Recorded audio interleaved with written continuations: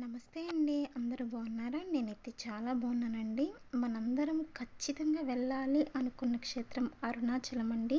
జీవితంలో ఒక్కసారైనా ఈ క్షేత్రానికి వెళ్ళాలి. సరే, క్షేత్రానికంటే వెళ్తాం, కానీ స్టే ఎక్కడ చేయాలి? మనకొచ్చే ఫస్ట్ క్వశ్చన్ ఇదేనండి. ఇక్కడ నేను చూపిస్తున్నాను చూడండి.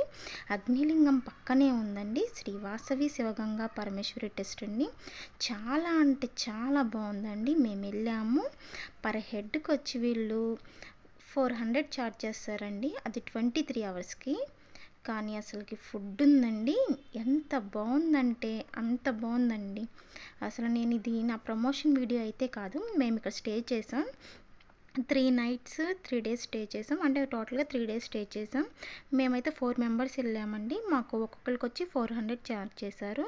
అంటే టోటల్గా మా 4 మెంబర్స్కి 1600 ఛార్జ్ చేశారు. ఫుడ్ మొత్తం వాళ్ళదేనండి. మార్నింగ్ టిఫిన్, టీ ఇచ్చారు. మళ్ళీ మధ్యాహ్నం లంచ్ ఇచ్చారు. మళ్ళీ నైట్ డిన్నర్కి వచ్చేసి టిఫిన్ ఇచ్చారు. చాలా అంటే చాలా బాగుందండి. ఇదిగోండి భోజనశాలకు దారిని చూపిస్తున్నారు చూసారా. రోజు మనకి టోకెన్స్ అయితే ఇస్తారు. మనకి అరుణాచలం వెళ్తే ఫస్ట్ మనం ఎక్కడ భోంచేయాలి, ఎక్కడ బాగుంటుంది, మనకేమో తెలుగే వచ్చు. అక్కడ వాళ్ళు అందరూ తమిళ వాళ్ళు ఉంటారు. మనం ఎట్లా ఏంటని భయపడతాం. కానీ ఏం అవసరం లేదండి. ఈ ట్రస్ట్కి అయితే మీరు రండి. చాలా అంటే చాలా బాగుంది. వీళ్ళది అరుణాచలంలోనే 2 ఉన్నాయంట బ్రాంచెస్. అయితే మేమైతే ఈ బ్రాంచ్కి వచ్చాము. మేము ఇక్కడికి ఎట్లా వెళ్ళామంటే మాకు తెలియదు.